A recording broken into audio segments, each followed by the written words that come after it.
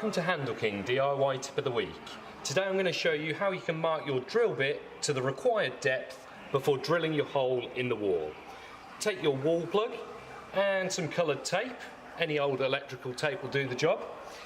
Offer the wall plug up to the drill bit and place the coloured tape approximately 5mm down from the bottom of the wall plug.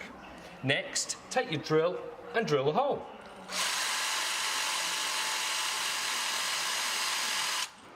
Once you reach the tape, the mark on your drill bit, you should now have created a hole that's deep enough to accommodate the wall plug. Simply push it in.